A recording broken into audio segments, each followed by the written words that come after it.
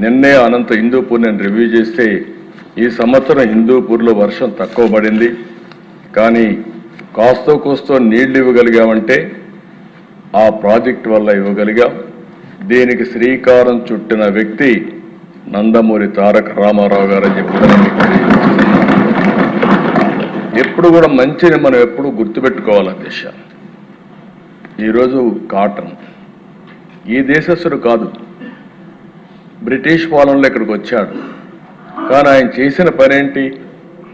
ఆ రోజు గుర్రం మీద తిరిగి ధవళేశ్వరం ఇక్కడ బ్యారేజ్ ఇవన్నీ కడితే ఈరోజు గోదావరి జిల్లాకు పోతే ఎవరిని గుర్తుపెట్టుకున్నా పెట్టుకోకపోయినా కాటన్ మాత్రం గుర్తుపెట్టుకొని ఎక్కడ చూసినా విగ్రహాలు పెట్టి పూజిస్తున్నారు. అది ఆయన చూపించిన స్ఫూర్తి. ఈరోజు ఈ రాష్ట్రంలో అన్ని ప్రాజెక్టులు మీరు రాయలసీమ రాళ్లసీమ ఎడారిగా మారిపోతుంది, దీనికి అభివృద్ధే కాదంటే అలాంటి దానికి ఒక దశ దిశ చూపించిన వ్యక్తి నందమూరి తారక రామారావు గారికి నేను తెలియజేస్తున్నాను. మనం మాట్లాడే హంద్రి నీవ, నగరి గాలేరు, తెలుగు గంగ. తెలుగు గంగకి నలుగురు ముఖ్యమంత్రులు, ఆనాటి ప్రధానమంత్రి. తమిళనాడుకి చెన్నైకి నీళ్లు ఇవ్వాలంటే ఎన్టీ రామారావు గారి కమిట్మెంట్ మీరు చూస్తే చెన్నైకి నీళ్లు ఇవ్వాలి, నేను కూడా ఒప్పుకుంటా. కానీ నా రాయలసీమకు నీళ్ళు ఇచ్చిన తర్వాతనే, ఓపెన్ కెనాల్లో నీళ్ళు ఇచ్చిన తర్వాతనే చెన్నైకి తీసుకుపోదామని చెప్పి రాయలసీమకు రిజర్వాయర్లు కట్టడం కానీ అంత మునుపంతా కూడా పైపులో తీసుకుపోవాలంటే కాదని చెప్పి ఆ రోజు రాయలసీమ కోసం ఇచ్చిన వ్యక్తి. తెలుగు గంగ, ఎస్ఆర్బీసీ, హంద్రి నీవ.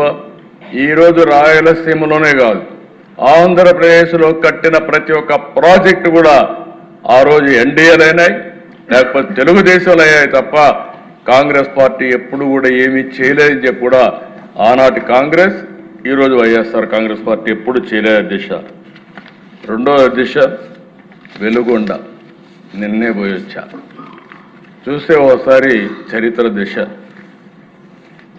5/3/96 నేను ఆ జిల్లాకి వెళ్ళేవాడిని ముఖ్యమంత్రి అయిన కొత్తల్లో. ప్రతిసారి పోయినప్పుడు ఆ జిల్లా వాసులు ఉడుగురేవారు, మీరు ఏమైనా చేయండి మాకు శ్రీశైలం నుంచి నీళ్ళు ఇవ్వండి. ఇప్పుడైనా నదుల అనుసంధానం ఒక ఆలోచన ఉంది, కనీసం అప్పుడు ఆలోచన కూడా లేదు. నేను అనేవాడిని ఎట్లా చేయగలుగుతా అనేవాడిని, సార్ మీరు ఏమన్నా చేయండి 5 ఏళ్ళకు ఒకసారి మాకు నీళ్లు ఇవ్వండి చాలు అని అంటే, నేను ఆ రోజు ఫౌండేషన్ వేశాను. 30 సంవత్సరాల కంటే ముందు ఫౌండేషన్ వేసి దగ్గర 9,000 కోట్లు అవుతుంది. కొంత డిలే కూడా అయింది. మళ్ళీ దాన్ని పూర్తి చేసి ఫేజ్ 1 రాబోయే 3 నెలల్లో జూలైలో నీళ్ళు ఇచ్చే బాధ్యత తీసుకుంటాం అధ్యక్షుడు. దీనికి 2,500 కోట్లు అవుతుంది. అలాంటిది అధ్యక్ష ఇప్పటికి ఒక 500 కోట్లు పే చేశాం. ఏదైతే 4 సార్లు చెప్పాడు, ఇప్పుడు కూడా క్రెడిట్ చోరీ నిన్న కూడా చూశాను. నేను నాకు నరవాళ్ళ ఏడవాళ్ళ నాకే అర్థం కావడం లేదు. ఎలాంటి వ్యక్తో, విచిత్రమైన వ్యక్తి. అక్కడ ఏం చేశారంటే అధ్యక్ష చెప్పుకోవచ్చు చేసిన పని తప్పు లేదు, ఒకవేళ చేయకపోతే కరెక్ట్ చేసుకోవాలి. అక్కడ మీరు చూస్తే అధ్యక్ష మొత్తం కూడా ప్రాజెక్టులు ఇప్పుడే డీటెయిల్స్ అన్నీ రామారెడ్డి గారు చెప్పారు, నేను ముందుకెళ్ళను. అంత పనులు పెట్టుకొని మొత్తం కలిసి 2,500 కోట్లు అయ్యే ప్రాజెక్ట్ని తొందరగా పోయి జాతికి అంకితం చేస్తున్నానని రిబ్బన్ కట్ చేసి వచ్చాడంటే నీళ్లు రాకుండా